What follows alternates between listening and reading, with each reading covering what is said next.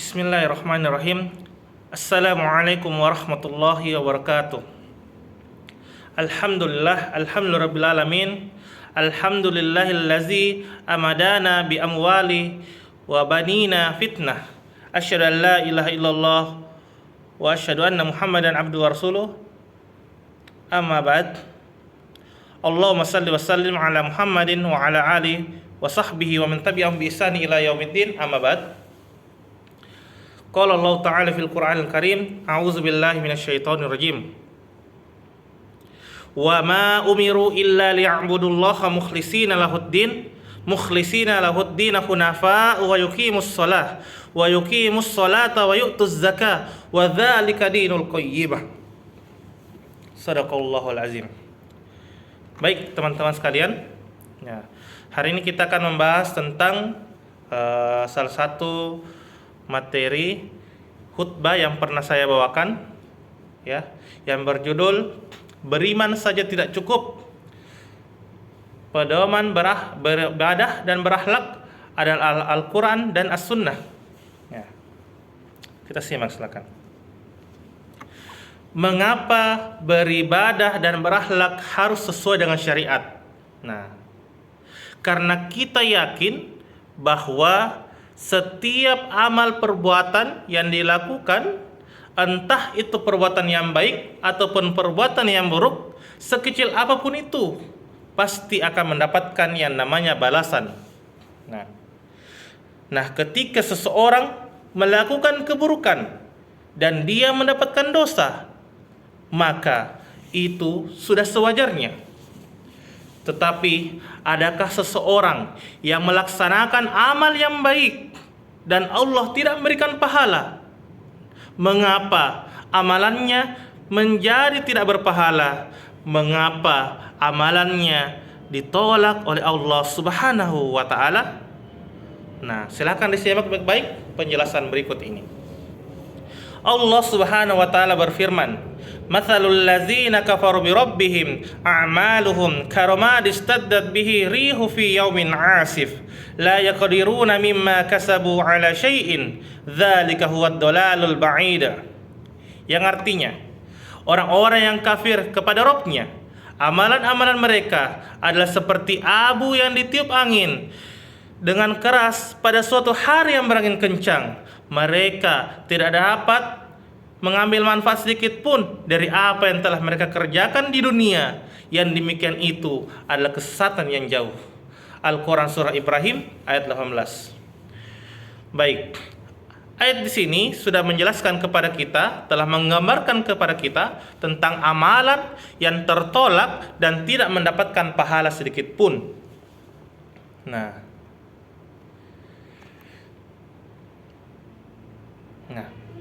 tentunya kita tidak ingin menjadi orang yang merugi seperti gambaran ayat tersebut, di mana kita sudah bersusah payah mengeluarkan banyak tenaga, pikiran, biaya, tetapi amal yang kita lakukan ternyata tidak bermakna.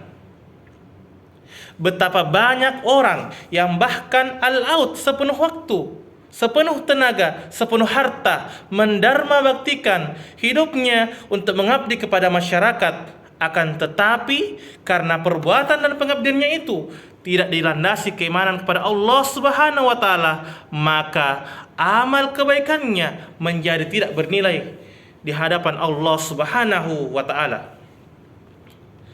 Baik teman-teman sekalian, dengan demikian beriman kepada Allah Subhanahu wa taala adalah syarat yang pertama dan syarat yang mutlak diterimanya amalan seseorang.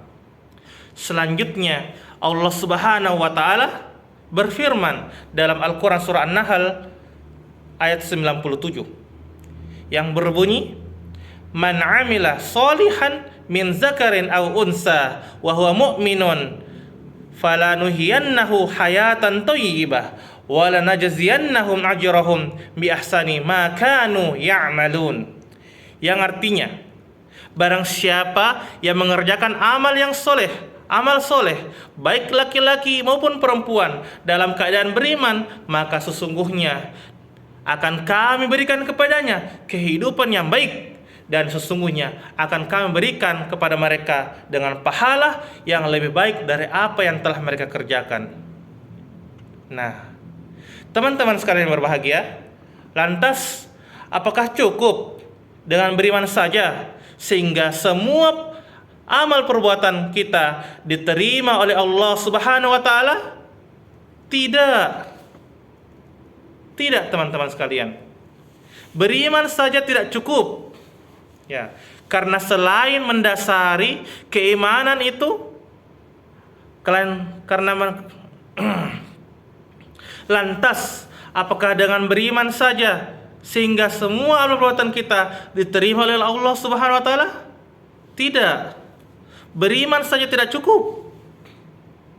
Karena selain mendasari amal perbuatan dengan iman, amal kebaikan harus dilakukan dengan ikhlas hanya karena mengharap ridha Allah Subhanahu wa taala.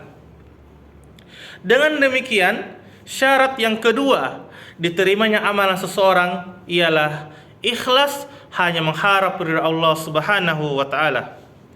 Allah Subhanahu wa taala berfirman, "Wa ma umiru illa liya'budullaha mukhlishina lahuddin." Padahal mereka tidak disuruh kecuali supaya menyembah Allah dengan memurnikan ketaatan kepadanya dalam menjalankan agama yang lurus. Al-Quran surah Al-Bayyinah ayat 5. Teman-teman sekalian yang berbahagia, syarat ketiga diterima amal seseorang, khususnya ibadah mahdoh ibadah wajib atau ibadah wajib, adalah dilakukan dengan berittiba atau mengikuti bagaimana Rasulullah SAW melaksanakan yang namanya ibadah atau yang melakukan yang namanya ibadah. Ya, Rasulullah SAW berpedoman kepada Al-Quran dan hadis. Rasulullah SAW bersabda, "Taraktu fikum amroini lan tadillu ma tamassaktum bihima kitabullah wa sunnatur rasul." Saya ulangi. Ya. Rasulullah SAW bersabda, "Taraktu fikum min amroini lan tadillu ma tamassaktum bihima kitabullah wa sunnatur rasul." Yang artinya, aku telah tinggalkan kepadamu dua perkara, kamu tidak akan sesat selama berpegang kepada keduanya. Apa itu? Yaitu kitab Allah dan sunnah Rasulnya. Hadis riwayat Malik, Al-Hakim, Al-Bahiki, Ibnu Nasr dan Ibnu Hazm.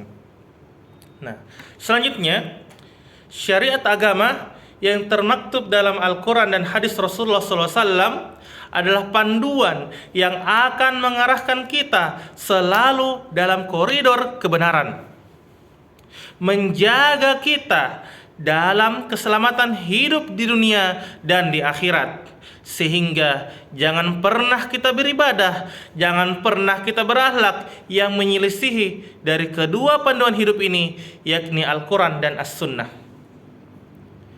Selanjutnya, adapun yang keempat, ya, diterimanya amalan seseorang ialah marilah kita selalu mengilmu atas ibadah, akhlak dan amal yang kita lakukan.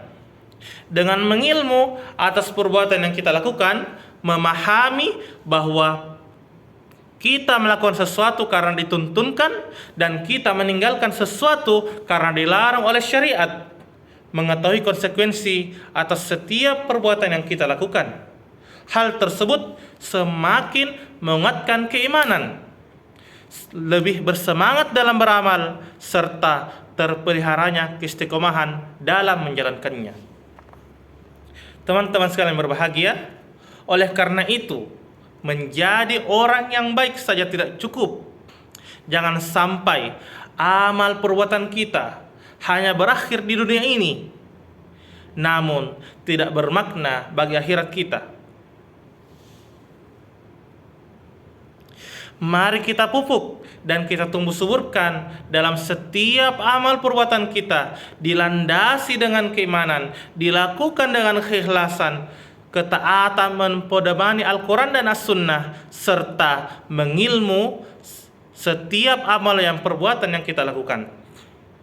Semoga perbuatan kita, baik apapun bentuknya, baik itu bentuknya adalah ibadah, akhlak, dan seluruh aktivitas kita, selain bernilai manfaat untuk lingkungan sekitar, juga menjadi amalan makbulah atau amalan yang diterima oleh Allah Subhanahu wa taala. Amin amin ya rabbal alamin.